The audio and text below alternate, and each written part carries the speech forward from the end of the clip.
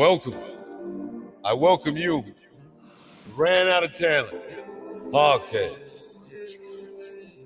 We can't thank you enough for checking in, taking it in, listening to the stats. Joey Fitzsimmons, co-host. You got Joe Jr. running the show. Me, I'm main man just trying to just rip up a couple freestyles just for you tuning in to Ran Out of Talent. But if you ever run out of talent, don't take no time, don't take anything, just get hold it, Junior or Joe, and talk about it. But if you the ball on top, you're gonna be. All right, welcome back to another episode of Ran Out of Talent. I'm your co-host Joser Jr., and with me is my co-host Zach Donathan. Joey is trying to sign in. He just got home and he's having power issues. So, whoa, what just happened, Zach? My phone had its volume on. Oh, gotcha. So sorry. So yeah, got a bunch to talk about. I watched the 2 Nitro Pro mains. The e-buggy main is going to be up in about 30 some minutes, but unfortunately, I don't think we can live stream it on our deal because we might get a YouTube copyright strike scenario because of Live RC. But I'm not sure. But regardless, holy crap, we got a lot to talk about there. We got a lot I have a lot to talk about locally. You have a lot to talk about locally. You are going to a World's warm-up here pretty quick, aren't you? So unofficial warm-up because I'm not traveling to California. Yeah. For a warm-up race because the tickets are like $800 round trip. Plus hotel and everything else that goes with it. Yep. So for like a warm-up race. So I don't have $1,600 laying around. Yep. So I am going to this local track called Queen City RC. Okay. It's about 2 hours away from me in Lebanon, Ohio, which is just north of Cincinnati. Yeah. That sounds like a good time. Are they going to prep so for the Worlds, are they going to be bare pavement or are they going to use like VHT, sugar water? Are they going to prep the Worlds track and are they going to prep the Lebanon track similar? I have no idea for either of those things. It's important, man. Because it is, but I'm going to be running the World Spec tire, the 3036. Right. With the same sauce that is spec sauce. Sure. So with Nitro On-Road's a different animal, but depending on how they prep the track, that's the shore of tire we would use and the sauce, you know what I mean? But since you're on a World Spec tire, it doesn't matter as much. It's going to matter. So they say they're both tracks they say are medium grip. Okay. I haven't ran at either track, so I have and this is my first asphalt race, so I can't even tell you like what I would say medium grip is. Medium grip is like high grip clay. You're gonna find out what medium grip pavement is. It's a blast. It is. So yeah, I mean it'll be okay. I don't know what Bakerfield's preps with. I can find out. That's not even something I had thought of. Because in carpet you don't do that. You generally race like one of 2 tires, the Gravity or the Jayco. You use the spec sauce everywhere, which is SXT 3.0, the regular one. And you race on black carpet. It's not always the same generation of black carpet, so it's different, as you guys know. Yeah. But everyone's in the same boat. Like if it's loose for somebody, it's loose for everybody. Right. But with this, it's, you got different preps. You got all these other things. So I'm Huge learning curve. I have good starting points. My car is not yet finished. Okay.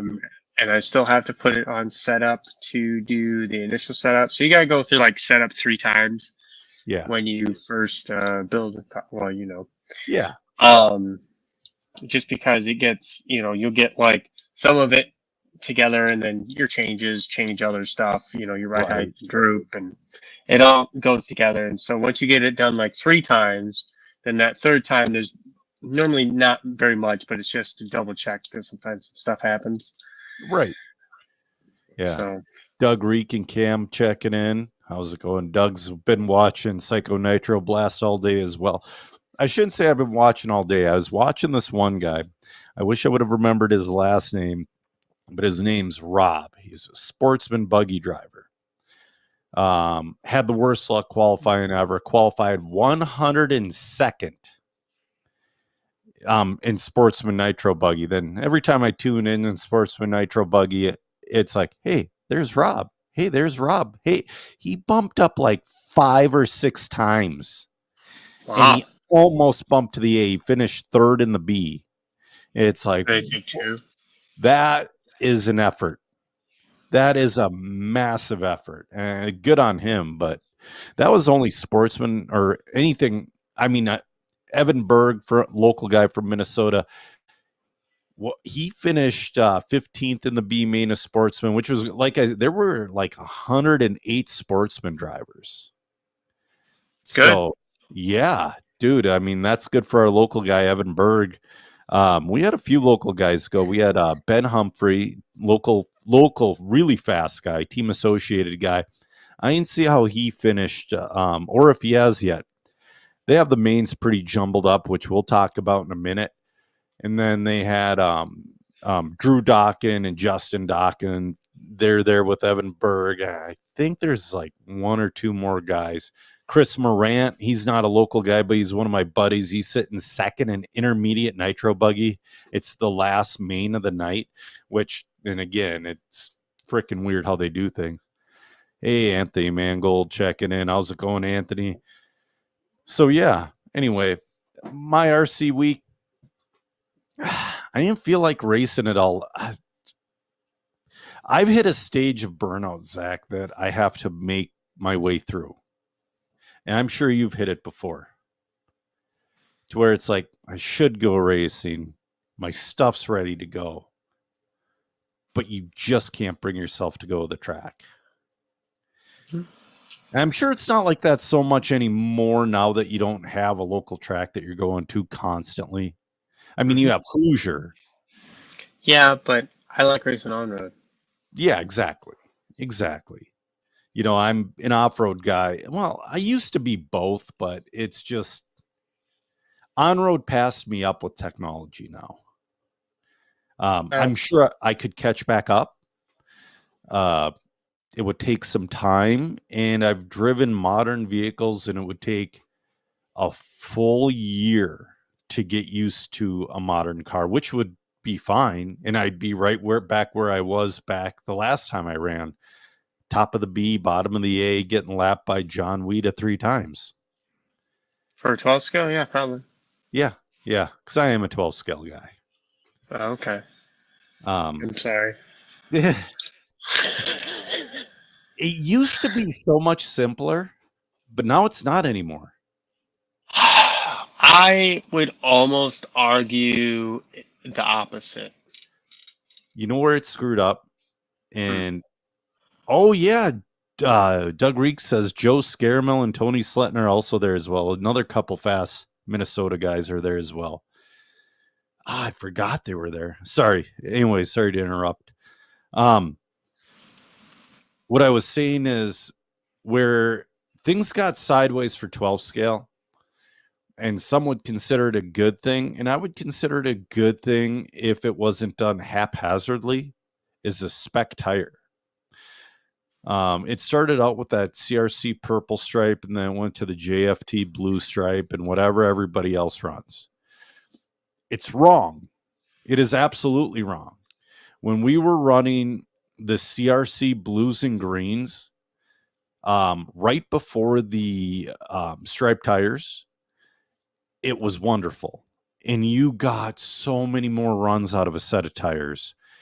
And the cars felt like smooth butter. It was fantastic. And then when I put the spec tire on, and everybody else had this too, and everybody still kind of does, you know, when you put on the slightly wrong tire and it feels like your car's not broken, but it's like, do I have a hitch in the pillow ball? Is my shock right? You know what I mean? I do. See, I disagree because Okay. I raced at the we'll say high level in air quotes Yeah. for raced 12 at- scale during this period where they switched from open tire to Yep. spec tire. Yeah. So I went to Snowbirds, and the hot tire at that time was the what's the brand with the carbon fiber inserts? Alti. Yes. Alti tires where Yes. they had.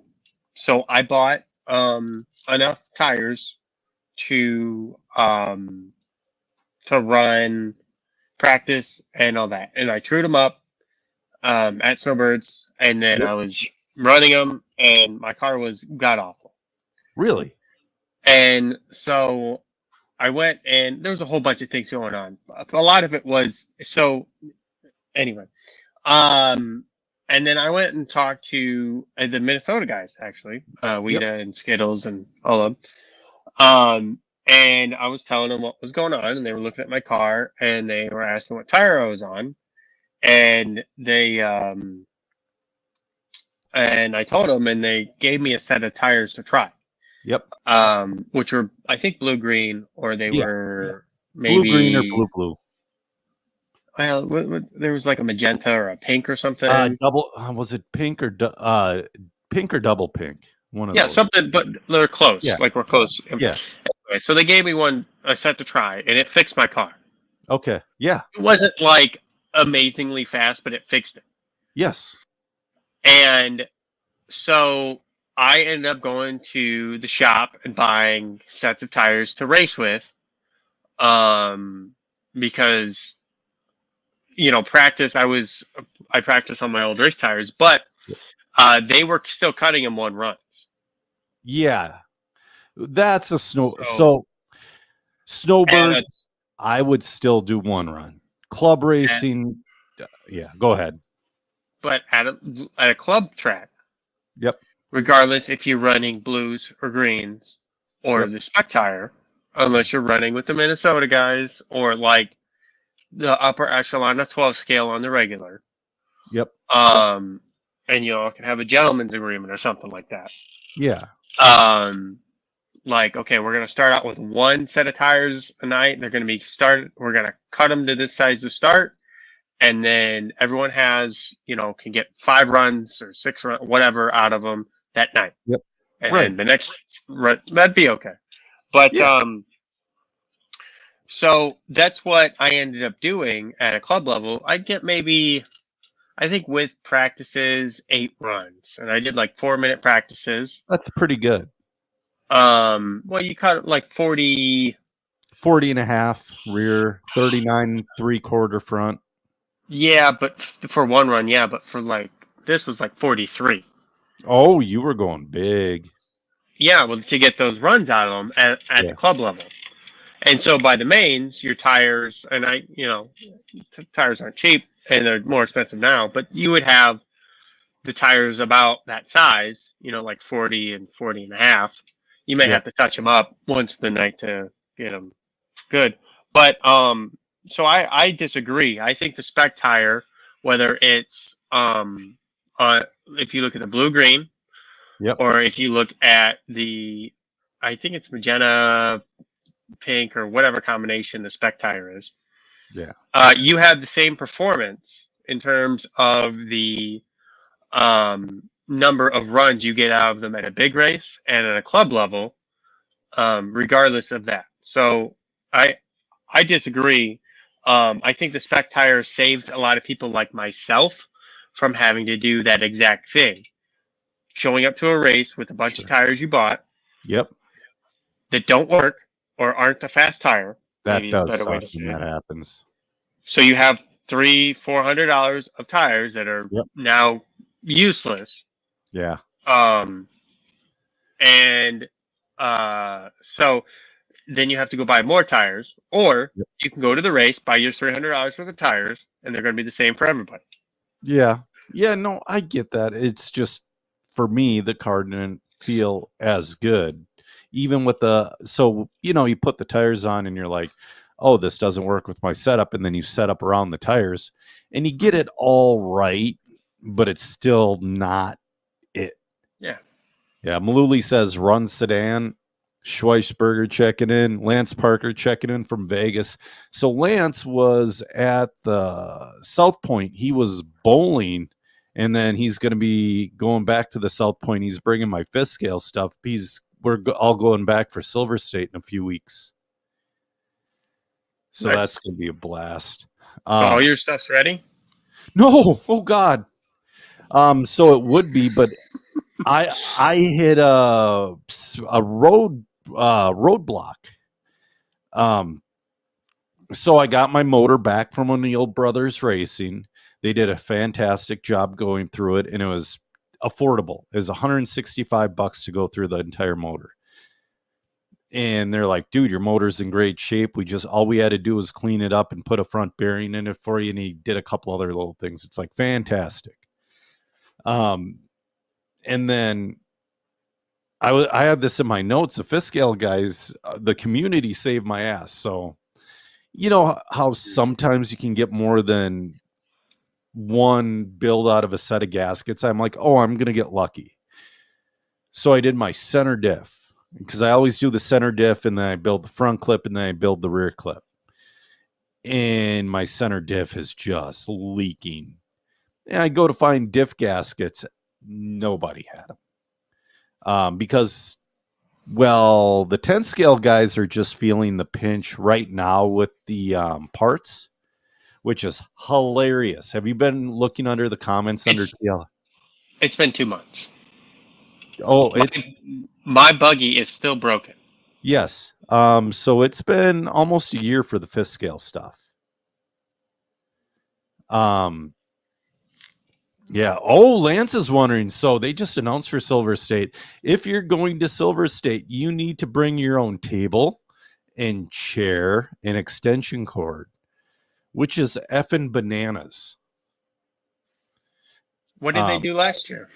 They have these big, long tables that they use. I mean, they haul in these tables. South Point has them. Somebody must have screwed up a few tables, is my guess. More than a few. Because you can buy new tables. Yeah. They were pretty big and heavy. I carried one from the main hall to the fifth scale area. I'd say is about an 8-foot table. And I was nice to it and I wiped it off and it was as it was, because you use a pit mat like a gentleman. Right. But I'm guessing somebody screwed up. That's my best. Yeah, those are the real heavy ones that are they're not the lifetime tables. They're the wood ones with the metal frames. Yep. And that, oh, dude, I grabbed one. I'm like, oh, I can bring this over. No problem. It's probably 100 yards. And by the end of that 100 yards, I'm huffing and puffing because it's so well built. Oh, Braden, he said, no, there's another event at the hotel that weekend. It's in the comments under the post. So there's another event that weekend using the tables.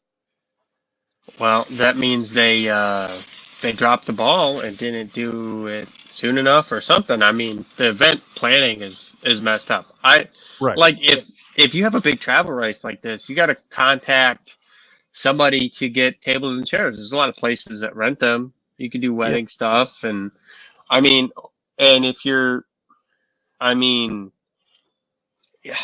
know. That's rough. That's rough. It is. Because if you're flying in, Yeah.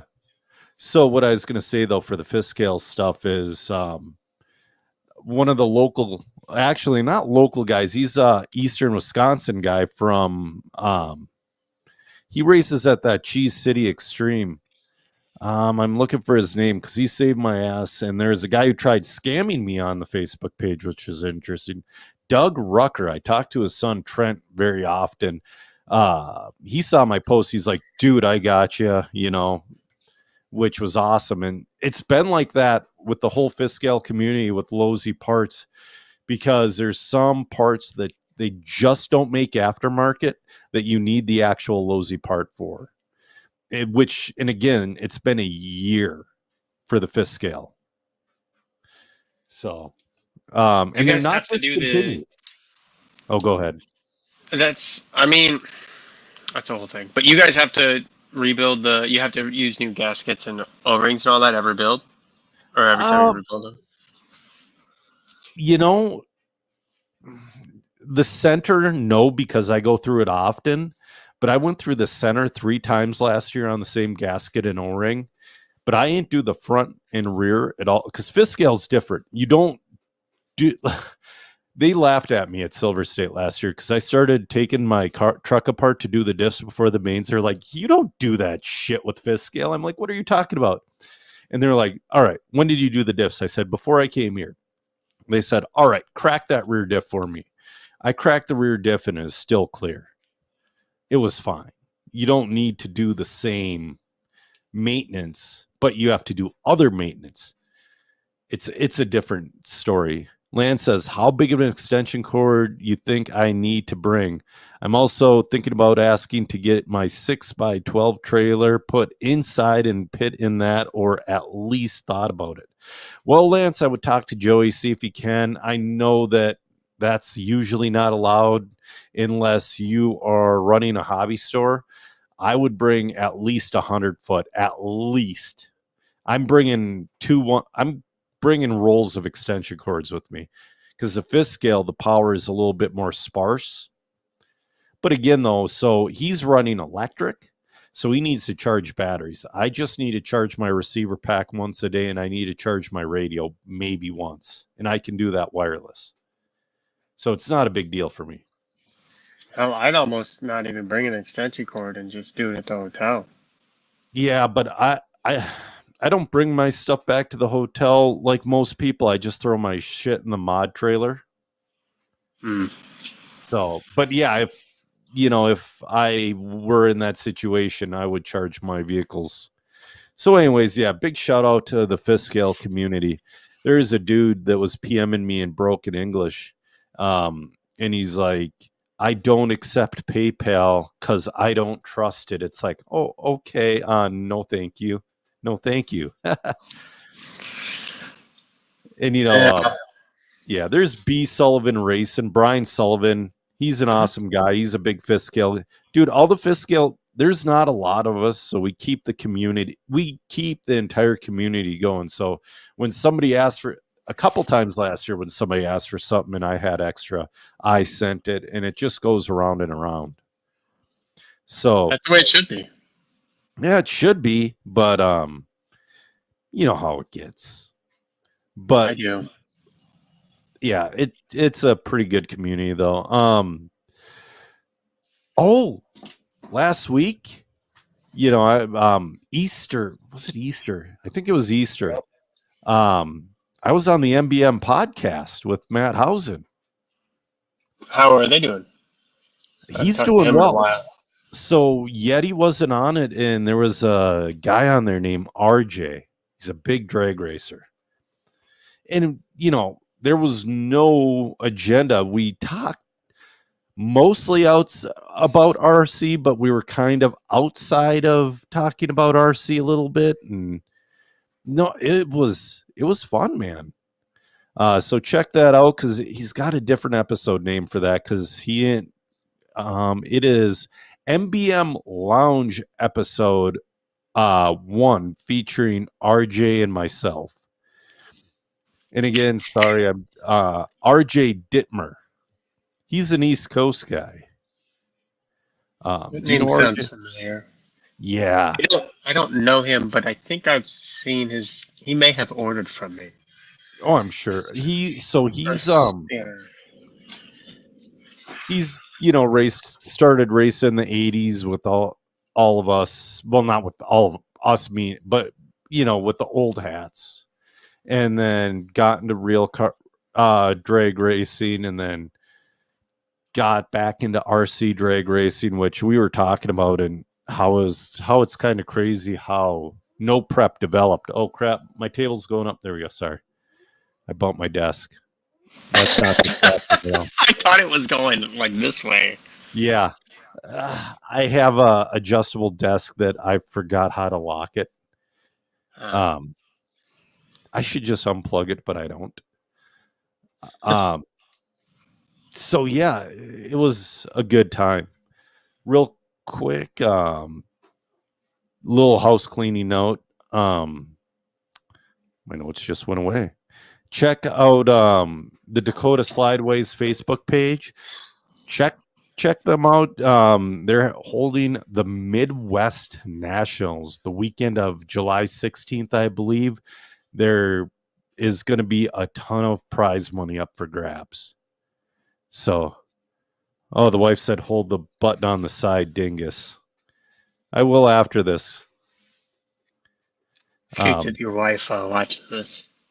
Yeah, well, so I keep politics and conspiracy out of this because this should be purely about RC and fun. RC politics. Yeah, RC politics are fun, and they're not real politics. But she watched the MMA podcast that I did last week, and she watched me go off on a conspiracy theory tangent, and she just couldn't look at me after. Well, what was the topic? I don't remember how far we went, but it was something about Ray Lewis, the boxer, saying something bad is going to happen where that ship hit the bridge. And he said it like a month prior. And I don't know, man. I just went off. I didn't even bring it up. We were about ready to sign off. And then, hey, one more thing. And then we went for another hour. It was pure nonsense. I was exhausted, but it was fun. So do you have any notes? Because I got a couple of good ones that I want to kind of dig deep into. I do and I don't. I just kind of I was gonna ask why you think that Horizon has parts issues now, after most of the other supply chains are fixed. So what was explained to me, and this kind of makes sense, because through my job, I get auto orders for parts. Like we make parts for over 800 different companies. And most of the purchase orders I get are from somebody's email saying, hey, Joe, we'd like to order 800 of these. But every now and again, I get automatic purchase order. Mm-hmm. So from what I understand is they switched from System A to System B. And System B stopped ordering things. And I don't know if nobody noticed or they were just that neglectful or what it was, but things didn't get ordered for months and months. And it's not like things are made here. I mean, don't fool yourself. Team Lowe's is no longer an American-made company. Well, and you can't do it overnight. Right. So it's not like they're packing grease. I'm not going to name the company, but we have a company that about every 2 years, they try to bring their stuff over to China. Mm-hmm. And then they come back here because they just can't get their stuff fast enough because they do such a poor job in ordering their parts. Like they'll order this big box and it's got 3 weeks of outside labor vendor stuff. Like they have like welding and e-coating and all that. They have a ton, and they'll send me the PO and say, I need these in 6 days. I wonder if they've ever done that with China, because they have 6-week shipping, and then they're on a 6-month backlog. 6-week shipping's pretty quick because they're probably going by sea. No, yeah, I'm saying once they get loaded up, it's 6-week shipping. Yeah. You know. Yeah, that's I run into that a lot with shops that want to order stuff from me. They want custom stuff, much like what you're doing. It's not stocked. Yes. And they need it tomorrow. And I go, okay, it's going to be 2 months. Yeah. And then I can get to your order. And they go, well, I can't wait that long. I go, okay. So that's the thing too. I mean, people just need to get on the ball. But, and again, part of me is like, is Horizon. So I know you pay attention to a lot, and you pay attention to most things, and you probably pay attention to more things than I do. But I like the dirt stuff. So Horizon and Hobbico, was it 2016? They were racing towards bankruptcy. Okay. Mm-hmm. Basically, one of them had to go bankrupt to survive, and Hobbico was trying to hold on, and Horizon was trying to hold on, and it was getting a little scary for the both of them. And then Hobbico threw in the towel, and Horizon bought them for an insulting amount. Like, they got a lot of good stuff for cheap. But then I'm sitting there thinking, yeah, it's been a few good years for Horizon, but it's like, did that poor management that was sending him on that downslope, you know, are they kind of ignoring the Lozi brand and maybe putting more into Arma and Axial and other things they make money off of? That was my initial thought. But then I heard about the automatic ordering system and people just dropping the ball on it. So I mean, I think, so it's a corporation too. It's not like my company that, like, it's me and somebody else helping me. Yeah. There's, you know, you got the board of directors, and you got this, you got that, you got all that stuff that goes along with the corporation. So it's kind of hard to say what's going on if you're not there. So I was curious if it was just like you said, like we had an ordering problem, or if they were cash deficient and they had to forego ordering for their less profitable lines to keep their money makers, which I understand to be the Basher products. Right. For most of those companies they make where they make most of their money at, but they make fair money on their racing products, so they continue to do so. Right. Yeah, I was just curious. But the short answer to my long rant is you'll have your parts in July. I'm not going to need them until January. Yeah. Lonnie Walls says, Zach, thanks for the awesome charge leads, top notch. Yeah. Thank you for your support, Lonnie. Yeah. We have a coupon code this podcast now. Yeah, ran out of talent, all one word. Capital R. Capital R. Put that in. 10% how much? Off. 10%. 10% off at drcproshop.com. It's on the website. Yeah. I don't think there's any other stipulations. Let me double check. So, yeah. Sometimes there's like a minimum order of $25, but I don't think did that on these. Well, I mean, you should easily spend. I'm a team driver, and it's hard for me to get out because it's like, ooh, I want this. Ooh, I want that. Ooh, I want this, and I'm spending $100 because a lot of good stuff that I didn't know I needed until I went to the webpage. Yeah, it's 10% off. No stipulations. That's awesome. So part of why we do so this year we restructured our team, and other companies followed suit or did it a similar time. I choose your how you want to say. Yeah. And we did that to. I really hate contract customers. I can't stand it. It's terrible for the industry. I think it's terrible for the industry. Right. It takes money out of the hobby shops. I think a sponsored driver should be more than that. So many things. I would rather not have a team than have contract customers. Right. For me personally. Yeah. There's not a lot of things I can do from the business personally. The same as like my beliefs. Some of them are, some of them are not. You kind of, it's tough. But that's one thing I'm not budging on. I don't care. I'll just not have a team if it's going to be like that. So Right. we restructured our team this year. We got rid of all the 25% drivers. Oh. So if you were 25%, like one or two people got promoted,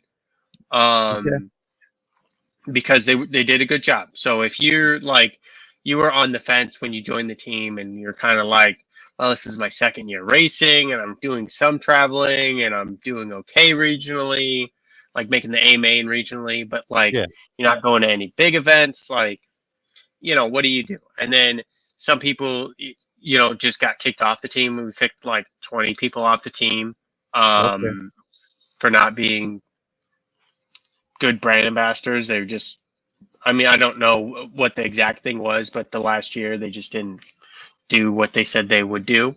Right. And this is the first year we did contracts too. So before this, it was just a handshake agreement, which is really what I want it to be, but people can't do that.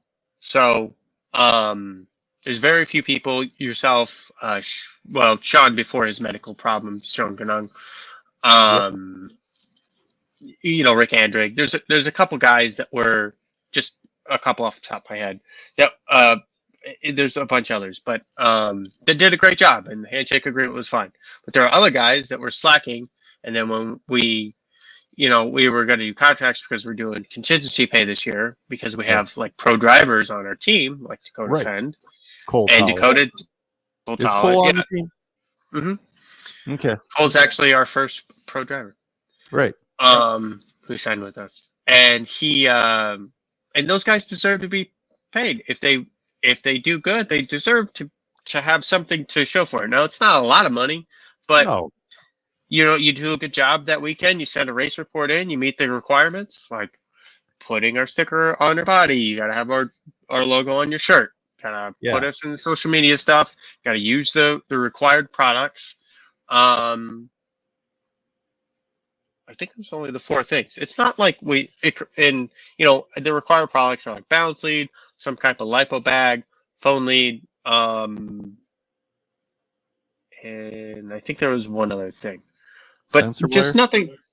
No, I'd have to look at the contract, but let's just say it's those 3 things. Like, we're not asking you to do anything crazy. Right. So we got rid of those guys, the 25%ers. We bumped some people up. Some people got promoted. Some people got demoted. And some people got put on probation because they didn't do what they said they were going to do. And we tried to kick them off the team. And they said, well, actually, I did all this stuff. I just didn't post it on social media, and I didn't tell you guys about it. And then we got a whole bunch of pictures referencing all this stuff with dates, and they did do the things they said they did, but nobody knew about it. So they got put on probation. So yeah, it's kind of a whole thing to run a team. But so why we have our team, and I've forgotten why we brought this up. I don't remember. Anyway. Why DRC has a team is to do marketing. Yes. I don't have $1 million to spend on marketing like J Concepts or whatever, Horizon. I don't pick your company, your big company. Yep. Those companies I don't think should have teams personally. Maybe like a select few like sponsored drivers. Like, no, you're right. Like I should not sponsorship. I should not be sponsored by J Concepts. Oops. but I am because it's available. I mean, and again, I'm a good regional driver. I'm a good ambassador, but it's hard. J Concepts finishing 1, 2, 3 in both Pro Nitro Buggy A mains at PNB does way effing more than I could ever do. Ever. Well, you're a So, contract customer, Joe. I would I know I venture am. to guess. Yeah. So I think that those types of things should go away, like the big companies. You're right. And you have like the hobby shops take over your positions Yes. as the purchasers. Yeah. And then that hobby shop gets to make a buck. You guys don't get a big discount, but then the price of the goods could stabilize instead of. So everyone's like, well, then the price could go down. Well, the prices aren't going to go down, but maybe we can just avoid them going up in the Yeah. future for a year. Exactly. And Zach, it's not that great. I'll just leave it at that. No, I mean but that's what I'm saying. So, like realistically, if you're not getting like a 75% Yeah. discount on product, you're pretty much a contract customer. Oh, I like am. even yeah. So and maybe 100% is more feasible, but there's like not a lot of people get free product. Not a lot of No. people get a true sponsorship would be free product. Mm-hmm. At the bare minimum. I really think they should be paid to be sponsored. Right. And I think that would do a lot for the racing industry. I think initially it would hurt the companies that do the contract customers. Well, it depends because we all need tires to race. Well, I say initially just because like it's going to be a big swing and they're going to have to do some work Sure. to get it back to where it should be, in my opinion, which is the hobby shops and retailers selling the products. Yeah. And then the people buying it from them. Yep. Really, I think you would have more hobby shops that way. You would have more product. The businesses would actually sell more product than they do now because hobby shops would have to have some on hand and they don't know how much exactly. So you got to order extra. You end up having extra. Yep. And they get it at a similar or less discount than most of their contract customers. Yes. Yes. But Oh, go ahead. I don't see that happening in the near future. Companies started doing it. Companies have started doing it, and I think a couple more companies need to start doing it. And I think for a smaller company yes, I think with a smaller company like you, it's hard for a couple different reasons. The biggest hard reason is for financial reason, and another smaller reason is you're friends with a lot of us, and you'd be afraid that you'd lose that friendship, but most level-headed people would understand, and you would not. If as a person, as a young man, I'm 30.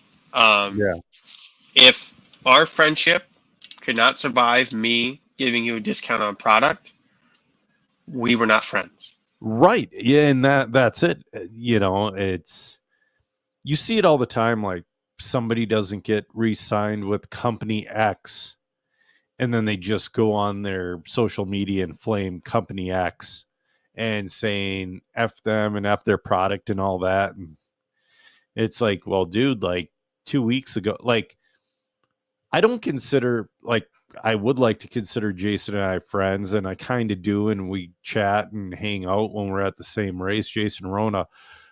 But if he decided no more team, that would be fine. I would not be upset about it, and I would understand it. but he has, last I checked, 430 some people in the Facebook in the team group.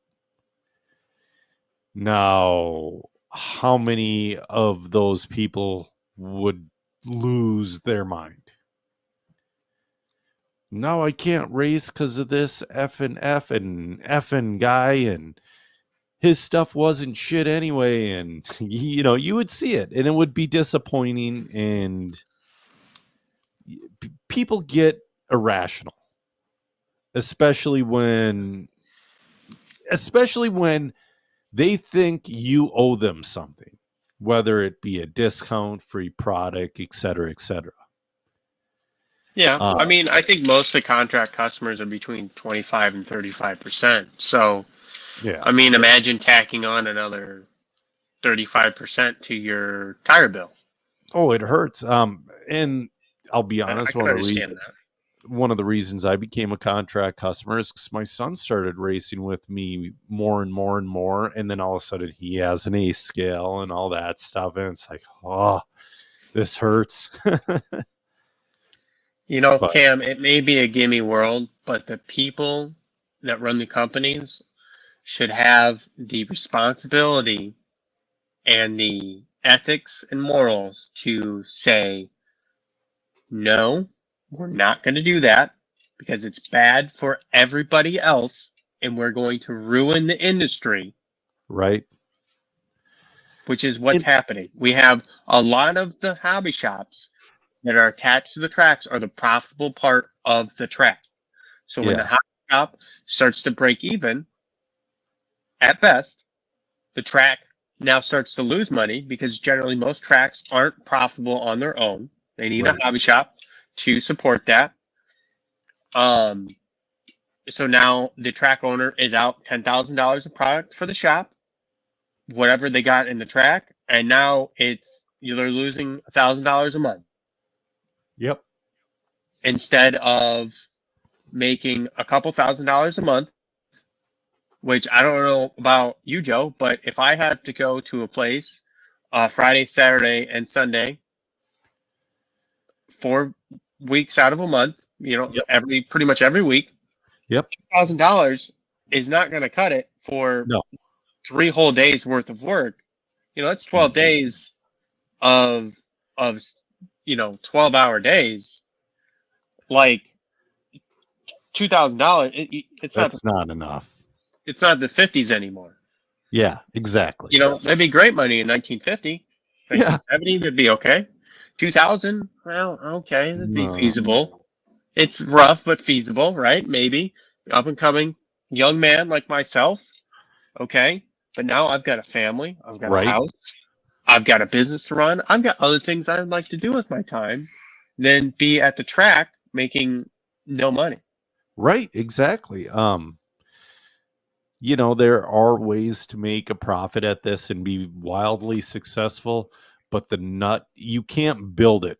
Like, I've only seen it once or twice in the state, and Thunder Road was a good example when it was under the old management. They started with everything pretty much right away and big. When it was ran under the old family, if I needed tire sauce, I had to plan it because I was sitting at the register, like in line to buy something for 20 minutes because you had so many people buying Traxxas this, Arma that, and all that. This was on a Saturday. But they were conservative and they were smart with their stuff, and they were able to make massive amounts of profits. That's as far as I'll go on that story because it has a sad ending. Different ownership with different vision. It didn't work out. But anyway, back to where we were. I would prefer this hobby shop to survive and thrive and make money. Couple of notes before we get into questions. There's a new Paintworks video out. Go to Paintworks on YouTube. It's PAINT.works. WERKS. That's Corey Hins. He does some fun. They're just recaps of the race weekends him and his sons go on. And it's got cool drone footage and really in-depth explanations about the race. It's just a lot of fun. Did you see, and you called it, Spain got the world's back. They didn't even give them a month. They just were like, you know what, guys, we don't think you're going to get it together. Here you go. So I mean, so many things though. Like, let's look at it from their perspective. Say we're on the IFMAR board. We gave it to. Yep. All I'm thinking is 5 months. They have 5 months. That's not a lot of time to put on Worlds, and to be sure you can do it too. All right, go ahead. Sorry. That's okay. So let's look at it from IFMAR's position. Like, we're on the board. Mm-hmm. We have a Worlds race set for this date, which is now we kind of like we have to stick to this date. Yep. And so what tracks can do it? And we gave. I think they should have been a little more transparent about the amount of time. And so, look, you got a week to we need to get this done now. Right. I think that would have been okay. They apparently didn't. I haven't looked at the tracks from that were put in. The one was the past Worlds track, which that was correct. I know in Argentina, but it was possible. Now you have all the other things. So the track was capable, but maybe the government wasn't willing, type of thing. Right. Extenuating circumstances. The other tracks maybe were not capable, but thought they could, or had not proven themselves. You know, it's something too. Yep. So you have 1 no, 2 question marks, which weren't good. And then IFMAR board said, look, we need to put it somewhere that is going to be a sure thing. Mm-hmm. I think they should have probably. I mean, I'm sure you listen to the No Name Pod. No Name. Yeah. And Keenan said that they just told Renovon that they're getting it. Yep. I disagree with that. I think they should have picked like a top 10. They're like, look, you guys have a week to give us a proposal, and then we're going to pick one of you to have the Worlds. I think you could have done it in 2 weeks if that were the scenario. So 1 week for the FAMAR block to get you the appropriate venue to vote on. If yes, great, we're going to vet that. And then, so you got the 2 weeks. And then second, we're going to pick, it's going to go back to EFRA. We're going to get a list of 10 tracks that we know can do it in the EFRA block. And then you have a week to submit your proposals, and then we're going to pick one of you. Right. There's no reason that couldn't have been done in a day. It'd be a long day, but you could do it. Shit happens, and then when your back's up against the wall, you got to stand up and fight your way out. So, that takes time. And I don't think I understand why they did it. I disagree with how they did it. Yes. Yep, I agree. They should have opened up some bids for EFRA as well. Here's the deal. I was upset when I heard there were no bids. But you know what I'm excited for? Everybody who wants that second chance, whether it be manufacturers or, because, dude, J Concepts, I guarantee they're going to have an entire arsenal of compounds you've never heard of that will work for that track. So I'm going to put it out there right now. Ryan Mayfield's getting another title. We'll talk about that in a second. But no. Okay. I mean, I hope so. But he's been on fire. It's going to be. Dude, he just doubled up at P&B. I know. Hey, he Did you could watch triple. any of that? No, I've baby Well, car, working chores. Ugh. so it was perfect for me. Right before the gym, the Nitro Truggy A main was on. And right after the gym, I get out of the shower. They're doing the introduction for the Nitro Buggy A main. And Which is the pro e-buggy? What race is that? that should just have wrapped up. Because what I dislike, okay, these guys aren't dumb. Okay, that was race number 50. That wrapped up. Oh, Mason interesting. Fuller pulls it off. Yeah. Brandon Rose in the 2. Wow. So 2S works on top. And I was going to talk about in a second. Ryan Mayfield from 3rd to 8th. Ooh. That's rough. Van Dalen, though, went from 15th to 9th. So e-buggy is not a Van Dalen class. So him finishing in the top 10 is fairly good. Lutz pro. So did Tater. Wow. Yeah. Crazy. So Ryan Mayfield's Technos. Okay, the C-Hub car, the TLR and the Kyosho and the Techno, and especially the Techno. I hate to say this because I'm a team associated guy, but I don't see much beating the Techno Truggy right now. The But Truggy, no, but it's That's Truggy. not a world's class. No, they're doing funky stuff not funky. They're doing different things to make that buggy work and a little faster. Like they're But he won. No, he won. So I watched both mains. Okay, I didn't know. Mayfield and Truggy. Fend was there, but it was more of the Seth and Mayfield show. But Mayfield had that one pretty good. Dakota in the buggy main was head and shoulders faster than Mayfield. Ryan in the interview straight up goes, dude, this is all this buggy has, and I'm going to finish second. He goes, I've been doing long enough to know I couldn't push it anymore.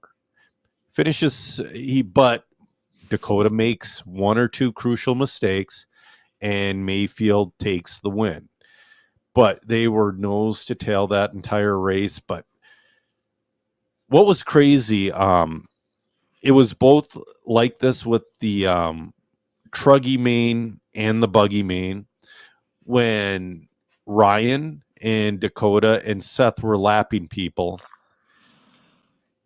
it's like you getting lapped by your local fast guy. How quickly they were gone. And they were passing other people that get paid as well. They were just so much faster than everybody else, those 3, all weekend. It was so much fun to watch. That track was fun, and you couldn't see it on the camera. But especially coming onto the straightaway, there were divots that bit you in the ass. One thing I really liked that Live RC deployed, they had the drone cam. Now, because I'm a simpleton and it would distract the hell out of me, I would get frustrated if a drone was following my vehicle. But they were like following Mayfield around when he was leading, and it was just a cool view. It was really awesome. I hope other like Elite RC Productions and Mod Media, I hope they also provide a similar situation. You need a really good drone driver to do that. I mean, Well, you don't even have to do it that well. You could just do it in segments of the track, and you kind of up a little bit, so you're not like following that specific car, but then you can still see it. Yep. Oh, they were following specific cars, which that's you have to be good for it. Yeah. Dave's son last year did that and live streamed it on Facebook. Yeah. Super cool. Yeah. But yeah, dude, it was the Techno and TLR show for 1, 2, and 3. I want to say Rivkin got 4th in the Nitro buggy. But going back to the Worlds, I'm going to say, and this is going to be controversial, but I'm just looking at the tires alone and how they did and how they could improve. I want to say Ryan Lutz wins it because he's got the tires. He's the only one left on AKA. AKA won 2 years ago. Relevant. Yes. Ungaro is no longer on AKA. Ungaro is now on that Matrix nonsense. It's going to be Lutz or Juan Carlos Canal. Regardless, it's going to be fun. And it's going to, I mean, Dakota Fenn was there, but I didn't hear too much, but I've ran a lot of J Concepts tires. And when it's grooved up like that and it's 100 and some degrees, it's tough on any tire. J Concepts, in my opinion, works best in that P&B scenario. To where you can put on a green or a blue. That's one mistake Dakota made in the Truggy main. He put on a blue tire and it was a little too stiff. So he lost the back end of Seth and Ryan. Still finished third. It was phenomenal. And they were battling like crazy for like 15 minutes in the Truggy main, and they're battling for Ryan and Dakota were battling for the entire 30-minute buggy main. Oh, Joey's saying, hey, guys, sorry again, he's not on tonight dealing with electrical issues at home. I wanted to talk to him, but maybe we'll talk because he had his opening for the home opener for Cedar Lake for racing. Hold on. My daughter's looking at me. What's up, Jackie? Do you know how to do some of these math questions I have? Holy crap. She's asking me if I know how to do math. I don't know. You better get out your toes. He's going to need them. I know how to do it, Jackie. Not now. Okay. Jeez, kid.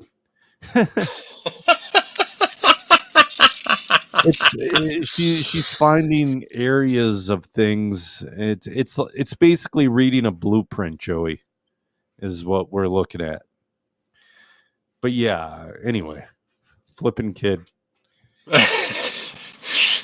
So we told her to get her math done by 6:00 at night, and then I would have been able to help her. But she wanted to yell at us and, be a crabby teenager and act like she knows better. And now I'm doing this and I'm unable to help. Well, Joe, Best center. Joe, it wasn't that many years ago that I remember doing that exact same thing. Yeah. No, me too. No, I just didn't do the work. I just didn't do the work, and I got by the skin of my teeth like a dummy. She's an honor roll student, you know what I mean? And she was sad because she was 12th in her class for the first semester. She didn't make the top 10. She got my wife's brains and my ability to be a cynic. She's going to be dangerous. She wants to be a vet. I told her her fallback career should be dictator of a small country. Anyway, go ahead. I was going to say, yeah, so Spain is going to be the new old location for the Worlds. And all the people, all of you that always said, well, if I had a second chance to do it over again, I would do this and this and this. Now it's time to shut up and put up. But on a 90% new track. Still the same dirt. Yeah, Agreed. It's mostly new. They're going to keep the cement jumps, and then they're going to build around that. I can understand that. Yeah, the cement's difficult to work with. Yeah. So, who do you think top 5 for Worlds? I've got my list, so I'm going to go. And I would like to put the caveat out there that I think Dakota's probably the fastest driver right now, but he makes mistakes. Yep. So And Dakota drives for me. I've known him since he's literally this tall, like 3 foot Yeah. tall Right. or whatever. I've watched him grow up to become this superstar. Yes. So I'm gonna say Ryan Mayfield, Dakota Fenn, Ongaro, Canas, Boots. Boots is a good call, dude. That performance he had at DNC, man, that's a good call. So right now I'm looking at who's on what tires and who's changed this and who's changed that. You know who I'm really proud of? I forgot to talk about this because we just did a small recap of PNB. But I'm really proud of Seth because he usually qualifies well, but kind of blows out in the main. He backed it off and he held his position and made very minimal mistakes. And he did a great job. He had really good racecraft during the PNB, and I hope he keeps it up. But that being said, the Worlds, I got Lutz. I got Juan Carlos Canas. I have Dakota Fenn. Never count out Dakota. He needs a Worlds. He needs a Worlds. Mm-hmm. Got Ryan Mayfield. Well, Not putting Ongaro up there? yeah, Ongaro will be in the top 5. I can say Ongaro, but There's so many good drivers right now. well, the reason why is because of the tire. If Ongaro was still on AKA, he would be a 3-time world champ, no problem. I would have no problem saying that.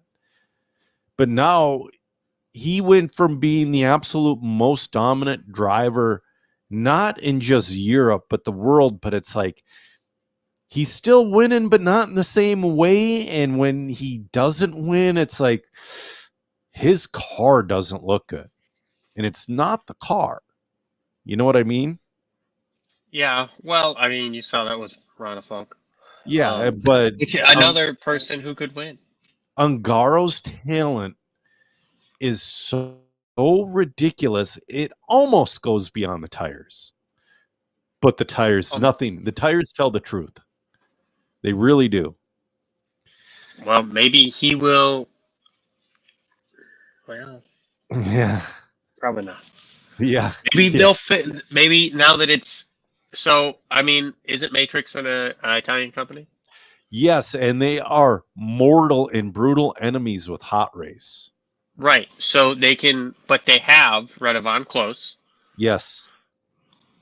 and they obviously. I'm going to say this, but they have had some time to test at Radovan as one of Yes. the premier facilities in the country that's relatively close to them. Yes. It would be.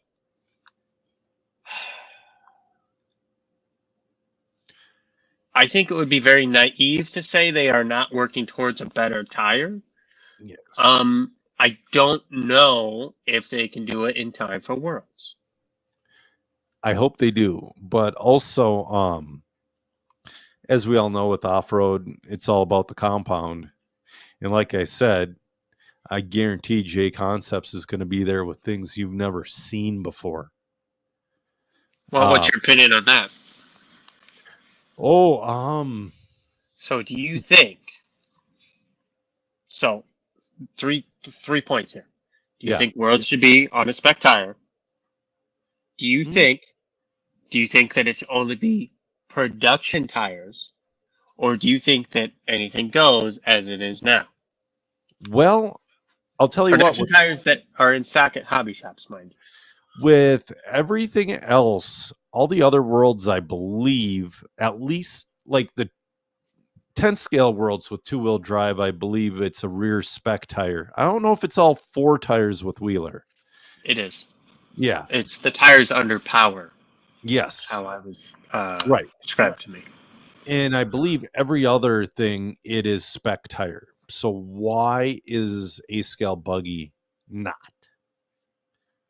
But also, it is the most successful worlds by patronage, by people who watch it. You know, you're going to see 15, 20,000 people watching the worlds in Spain. But you have, like, is a spec tire going to deter that? Like, if you have to buy it, so we announced, let's say, right now, we Yep. announced that there's going to be, the spec tire is going to be, I don't know, J Concept Reflex in the green compound. Sure. And you have to use the J Concept rim Yep. and stock insert or what, like Yeah. blue insert or whatever, name your insert. Yeah. Do it just like they do 10 scale worlds. Maybe the rim's open, but Yeah. the foam is for sure not. And then they have spec sauce or no sauce, and they lock them down, and that's what it is. It creates a very level playing field and takes the tire game out of it. Now it's a big deal for, it's not fair to other manufacturers, Right. but also produce a good tire and you could be the king at the Worlds that sells all of the tires. Yes. So, do you remember was it the 2021 Off-Road Worlds that was at Huddy Arena, or 2019? I do. Whatever Huddy Arena one was. Do you want to know what the spec rear tire for two-wheel buggy was? I don't think it was the Hootie. No, there was Worlds, a 10 scale Worlds at the Huddy Arena. Yeah. I don't remember what it was. It was a whole shot. When was the last time a whole shot worked anywhere where they would hold a Worlds? I don't even think Hootie has a loose dirt track. No, it was like cement that didn't groove up. And you chose a whole shot? They chose a whole shot for a spec tire. And it's like things that make you go, Now, but to be fair, with the recent Worlds in Arizona, they did pick Slicks. Right, and AKA that, not one of the major brands, but something that did work. Well, I think the sauce, not having the sauce thing is weird because we always sauce. Right. It really hurt certain things. It hurt four-wheel more than it hurt two-wheel from what I heard. I listened to the podcast with Alex Sturgeon, his Hobbyplex podcast. And he said two-wheel is all right. Four-wheel started out to be a little bit of a nightmare and came around during qualifying. So I could totally see that. Well, do you think they go to a spec sauce? I don't know. But now we're talking about ace scale. Do you not sauce 8 scale? I have not raced 8 scale in a number of years. And generally, we did not at the time. If you run bars or slicks, you do. But if you run pins, generally no.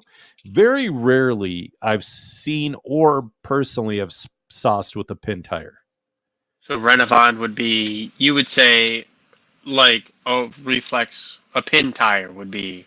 I would say even a smaller pin. I would say, God, it'd be a smaller pin. It'd be something super small. Like a goose bump? No, like, what am I thinking of? Like a Fugitive Light, Proline Fugitive Light, or J Concepts Rehab, something like that. But anyway, that's a loaded. If they choose right, and they can choose right, these are established tracks. If Mark can go to the track owner and say, hey, give me your top 3 tires, because there's always the fastest tire on the track every time. But then I think it should be. Well, I'm sorry. No, but there's the fastest tire, but there's the tires that compete. Every track, it's not just a J Concepts tire driver on the track. Personally, I get beat by a guy who runs sweep. He's a fast driver. Stuff like that. It's you have so options. Many. You have options. Yes. And the owner of that track can tell you what the top 3 are. And there would be 3 great choices for a spec tire. Mm-hmm. Would they especially? Well, you say I want a tire that's going to last 5 runs. Yeah, I don't think you're going to get that in the Worlds. If Okay, Mar- how many would you say? 3? I would say 2 to 3. Okay, so probably the fastest tire then. Yeah. Nate Joran checking in. Yeah, Worlds, dude, we're not skimping on the. I mean, if you're going to a Worlds event, you're not skipping. If it's a regional event and you're doing a spec tire, you choose something that's going to be handle well but will last. But if you're doing the Worlds, you want to go as fast That's as fair. humanly. That's fair. That's a good point. Yeah, but they did. I want to say it was the Italy Worlds, the one Mayfield one. They chose a terrible compound, and they were turning into grease by the end of the. And this was 10 scale. These were 5-minute runs, and they were turning into grease by the end of the run. I don't know, and that's the thing. If they choose the proper tire, yes, I believe a spec tire should be done in A scale. But man, they don't have a great history. They really don't.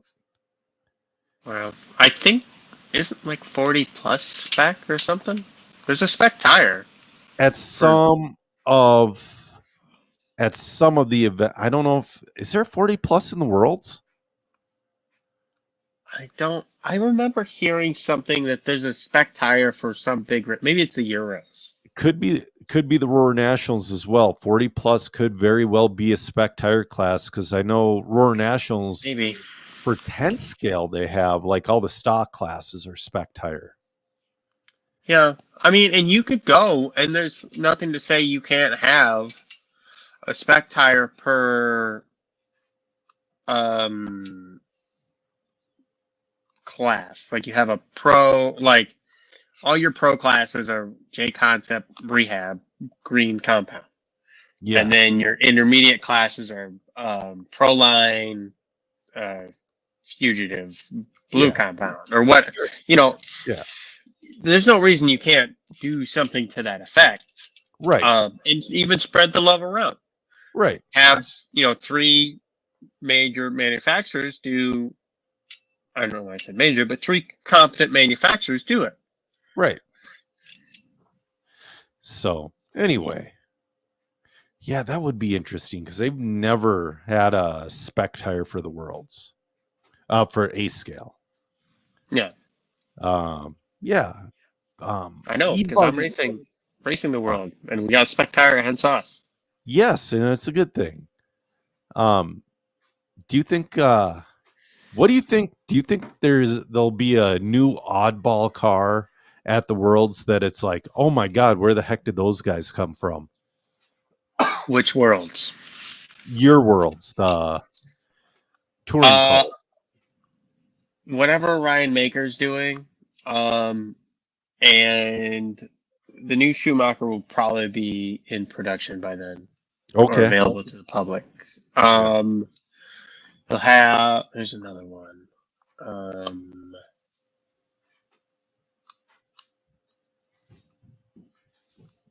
I'm having a brain fart. Oh, the new X-ray car will be there. So. Okay. Well, because it's in like early fall that they release. They're going to have the X425. Yeah. Oh yeah. It's not going to be the automatics. Will hopefully be. I mean, if X-Ray does anything more to make their car better, if they go from like what they did specifically touring car, from a 22 to a 23 or 23 to a 24, make their car better. It's going to be very much problem for automatics, to catch up, because right now I feel like X-Ray is probably the better car. Yep. Overall, at least. I think we'll see a new Mugen there as well. Okay. You have Hot Shot Jacob Cruz. Yep. Runs Mugen. Or maybe he won't have a new car. I don't know, but the car's been out for a while. Yeah. A couple years. Do you think we'll see, because it's their hometown and they could make it? Do you think you'll see like people like Adam Drake and Frankie Contreras Jr. driving Mugen touring cars? Because, well, I know Adam Drake No. back in the day used to race touring with Losey and used to do really well. I'm gonna say that this year's Worlds will be full. Okay. Off That's good. of invites and resume ins. I don't see, like, there's so many qualified touring car drivers Yep. between the different blocks. I don't see a spot for an off-road driver unless it's like Cavalieri, Right. who has proven himself in the past. And there's a couple others, but Cavalieri is. Would that be Cav's next foot into X-Ray? Oh, That'd be interesting. I know you heard the podcast, and I think Yeah. Keenan brought up a good point, and I kind of agree with what he said. So Right. depends when his Schumacher contract's up, because also that new Schumacher car Orlovsky's been driving is yeah. super fast. Yeah. Dude, Orlovsky, man, that's one guy that can do everything. He's so fun to watch. Yeah. I don't have results, but the reason I asked you about oddball cars at the Worlds, guess who's back in e-buggy form? Corrali. Oh yeah. Yeah, they came back a little bit in Montpellier, but I'm like, maybe that was a one-off. But they were at the e-buggy World Cup in Portugal this weekend, and I think they were faring pretty well. I was looking for results, but I honestly don't know. Cam goes, never heard of her. Isn't Corrali a European company? Yeah, so they were big back in the day with 12 scale in Yeah. touring car. Mm-hmm. Mm-hmm. And whatever else. I want to say they might have had an A-scale nitro car too. Maybe, I don't remember. But then they went Now they do away a lot of because Basher. Yes. So they have monster trucks and all, which was always weird for me to see that side of a company. I saw Traxxas do it back in the 90s, but Traxxas always had a Basher connotation to them. But the side I always saw from Traxxas until about 1997, until the T-Max, I always saw the racing side of Traxxas, which is bananas to say these days. Traxxas used to have a competitive race car. It'd be so cool to have Traxxas back. Dude, imagine the kind of money they could put into a race program. I mean, we're It thinking would. It would decimate. What if I had Traxxas money? I would buy. What's a good? I would buy. You can't buy X-Ray. You can't buy. I would buy HB. I would buy HB because they're basically for sale right now. I would not buy HP. I would start over before I bought HP. Really? Yeah. Not the newest car, but the car before that was It's the same car. Yeah. I know it's not, but it might as well be the same car. Oh, yeah. You know, those gearboxes are almost 20 years old. Speaking of HP, how did I not bring this up? Oh, my God. Cole Ogden, and I thought he was going to be on for this year because he, in January, said, oh, silly season ain't over yet. And then I'm like, oh, Cole's leaving, but then he was there, and then all of a sudden he had Mugens this weekend. Mm-hmm. Holy crap. HB is, dissolving. People can't get parts anymore. It's like Losi, but it's not an ordering error. They are in trouble. Don't get me. HB's gone bankrupt 2 to 3 times before this. They've been owned by different companies. I think what's going on right now is some business shenanigans to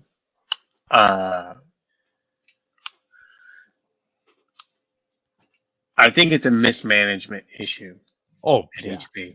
Sure. I think people are probably taking money out of the company in Mhm. ways they should not be. Yep. They're not doing the things a racing company should be doing in a number of areas. And I think probably something similar to what happened at LRP. Mm-hmm. You magically go bankrupt, and then you just start another. You drop all your debt. Yep. You purchase your own. I don't know if he did this, but I would purchase my own inventory at pennies on the dollar. Right. Restart a company, LRP 1. Yeah. And now you have no debt, great products that are now proven. Yeah. And you start from the finish line. Yeah. Yeah, that was funny. LRP went bankrupt, and then it's like, oh, bummer, we won't see them anymore. It went bankrupt. Yeah. And then it was like 2 months later, LRP's back. It's like, how? What? What? Business shenanigans.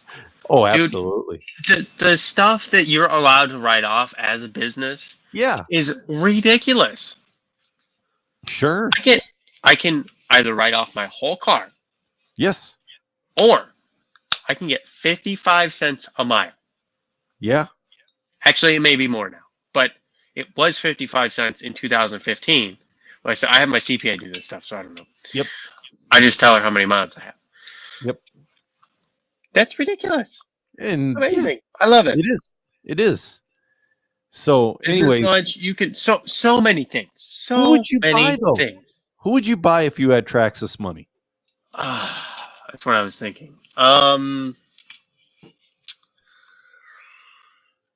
you can't buy X-Ray. Well, No. you can, but you're not going to. No. They're gonna $100 billion Yeah. or something. Yeah, whatever. You're not gonna be able to buy Associated. You're not gonna be able to buy Losi. You're not gonna be. Well, maybe maybe Losi. You're not gonna be able to buy Mugen. That's true. God. So, off-road company that doesn't suck. You have, I mean, those are the big 4. Yep. What other 10 scale platform is there that's relevant? That also has an 8 scale platform. That's hard. And Team Associated's roots aren't very deep. You could buy Team Associated, but they're getting. I don't think you could. Not for, I think much like X-Ray. I don't think any of these companies aren't for sale. Right. I just think the amount of money is. X-Ray has weird government money behind them, from what I've heard. Yeah. Well, yeah, you're probably not going to buy X-Ray because they have a very cushy deal. Yeah. Jeremiah says, looks like you're buying the rights to AYK, Race Prep, and Radiant. Oh, an old 90s, early 90s pile of junk. Yeah. You could buy Yokomo, but they don't have an A scale. But, you could TLR, Horizon would be like, you know what? Maybe if we chop off this leg to save, or chop off this foot to save the leg. You could buy TLR.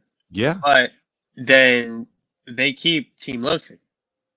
The bashing part that they love, I'm sure make great money on. Oh, that's all the money. You separate the racing part. Yeah. That would be probably the best move. So back in the day when I used to race BMX bikes, Huffy, Huffy was always a joke. And then all of a sudden they got back into it in the late 90s. And the bike was gorgeous. And it looked and felt like everything you wanted in a bike. But then you rode it, and it was built in a boardroom. The materials were very nice that it was made out of, and it looked very nice. But everything, all the angles and dimensions were wrong. And I'm like, this just doesn't feel good. and they hired these pros, and they just didn't do well with the bike.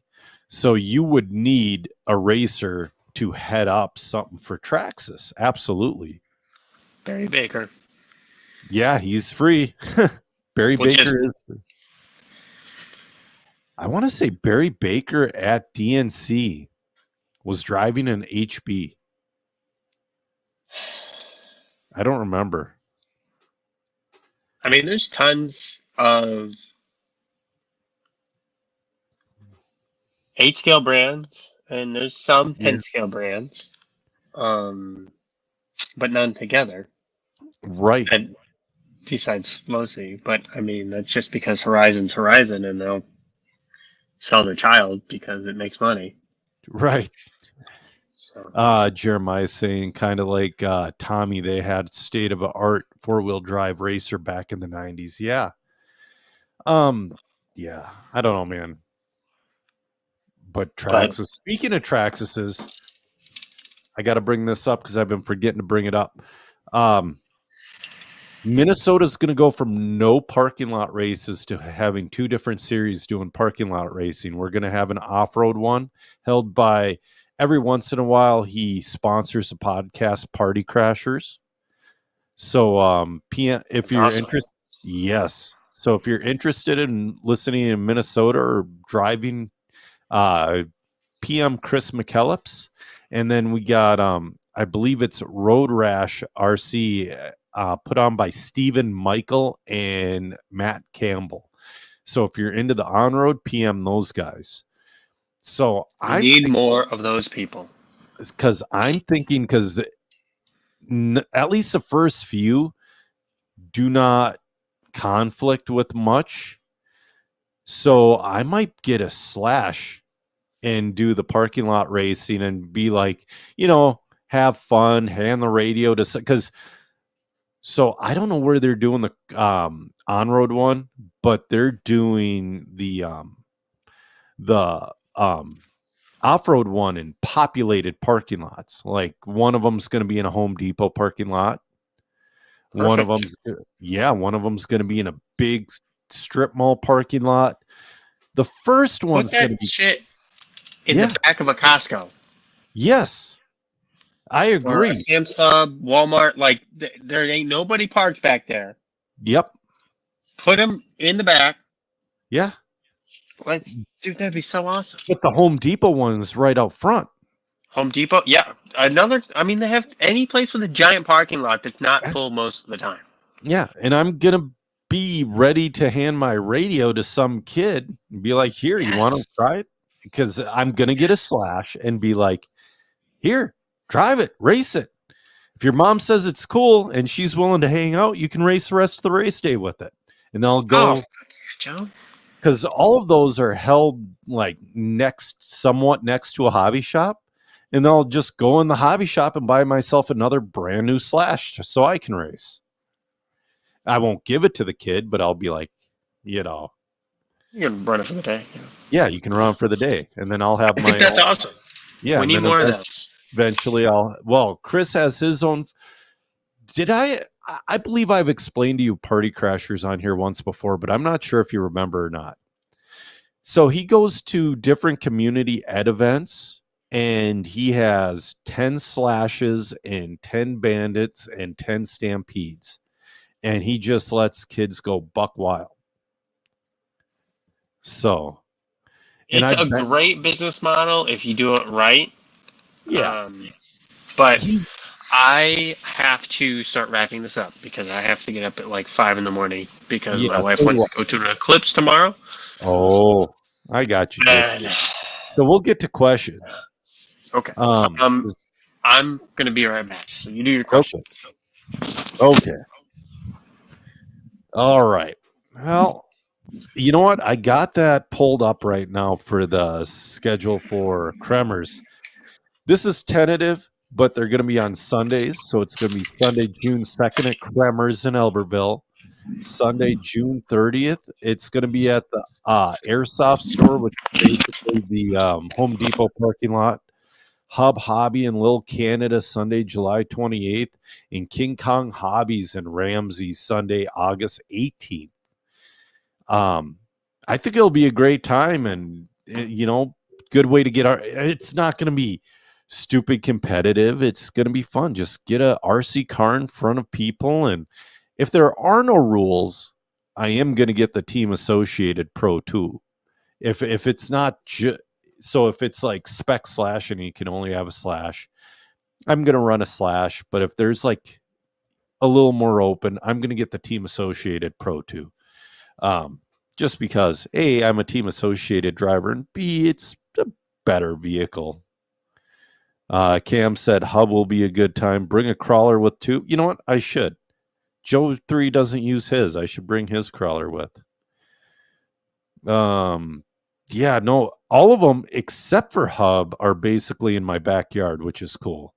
The farthest one besides hub, the farthest one from me is Kremers, and that's 20 minutes. So they're all right in my backyard. I'm so excited. But I only have a couple questions. I got one from John Bolton. He goes, how's the quest for an enclosed trailer going?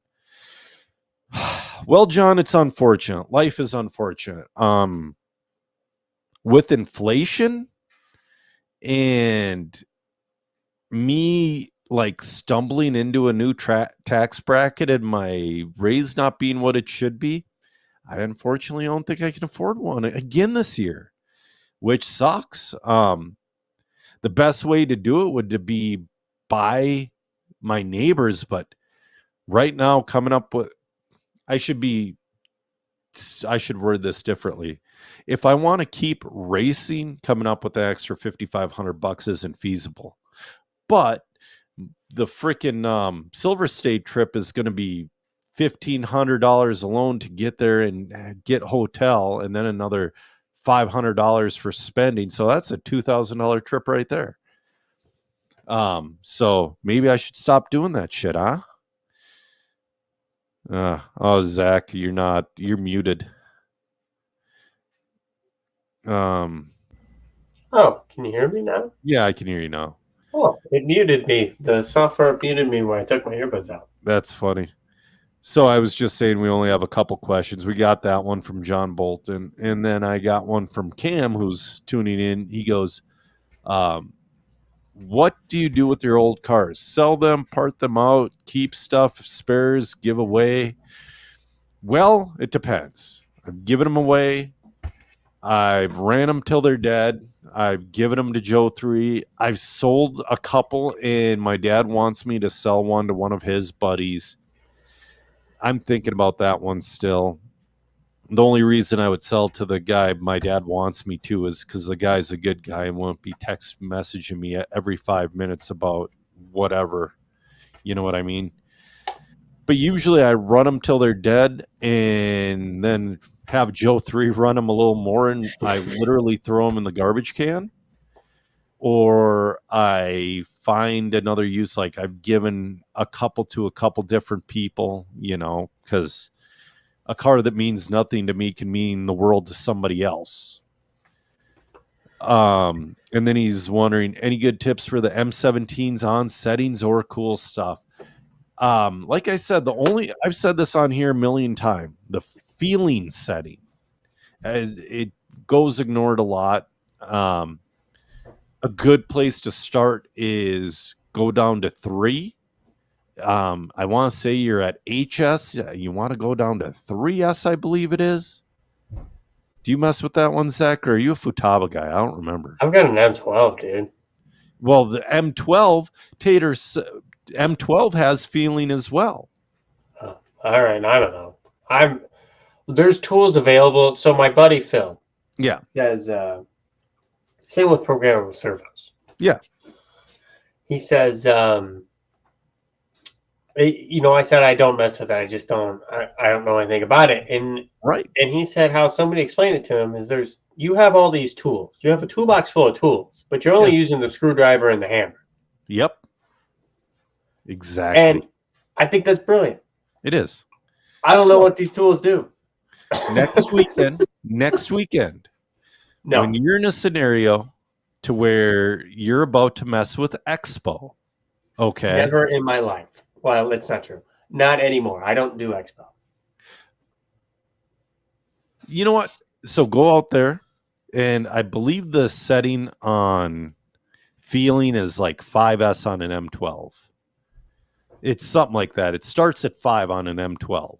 I don't even know where I would look for that. It's different. It's under settings or set. So on the M17, it's under race mode. You know what? You talk for a second. I'll tell you. Hold on. I'll get one. So I stopped using Expo and just used my my talents or lack thereof and figured it out. And I kind of did the same thing with Drag Brake. I think Drag Brake is a great tool, but I think that Push Brake, once you get used to it, is better. So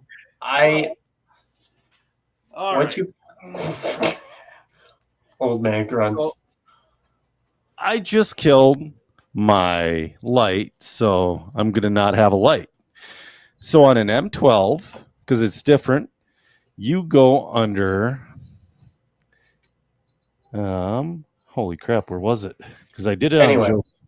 No, what I was saying is that I think that they're very useful tools. But if you just wrap up your broken finger with Band-Aids, it's not going to do the same thing as a cast. Right. So what I mean to say, with Drag Brake, Expo, whatever, like I think like I stabbed myself with the tungsten wing, and I literally have a Band-Aid on right now. Yep. But it just wouldn't stop bleeding because it's right. Out. But anyway, so I think they're great. I think you have these tools, and I think each one has a use. But when you try to make that tool do something it's not supposed to do, I don't think that it's the right thing. So what I was saying while you were gone is that instead of using all these Band-Aids instead of a cast, because I took all of them off, and just drove terribly and just spent lots of track time and fixed. I got faster, but without these driving aids. But it took time to do it. Yep. So when you're out there on the pavement track this weekend, and do it under your second or third practice after you got your legs under you, and it's really simple. It's really simple, Zach. Okay. Go to setup, go to feeling. And when you're in feeling, it will be at 5S. Drop that down to 3S. You won't even feel it, but your lap times will be a tenth faster. I'm not even joking. I'm not lying. It's not voodoo. This is something the pros have been doing for years. And Torat, one of our local guys, learned about it. He showed it to me, and it's like, oh my God, the car feels exactly the same. But I don't know if you're losing wheel chatter when you're turning. I don't know. It smooths it out. It doesn't slow it down. It smooths it out. Okay, I'll try it. With the M12, you have Expo, you have speed, and you have feeling. Feeling is the one you really don't feel, but you will see it on the clock. I don't use that, but too. So. Yeah. But yeah, I got my son's radio. He's a lefty, so he only gets fancy radios, except for the new Fly Sky. I was going to say. So I don't know if back in your day, the Fly Sky GTB3 was banned at your tracks. It was because of the dirty signal issue. Yeah, it has a dirty signal. But the new Fly Skies, they fix that issue. Well, Brent Klingfors has been running a Fly Sky for like at least 5 years. Right. And they just spent a crap ton of money and got like Mayfield, Fenn. They got everybody. They got everybody. So yeah. Before they become expensive like a Sanwa, I'm going to get him a Fly Sky. Okay, cool. So, all right. I'm going to let you go. You got an Eclipse and all that. And I got jiu-jitsu early in the morning. So, yeah, guys, I'm Joe Zer Jr. And with me was Zach Donathan. And we've ran out of talent. Have a great night, guys.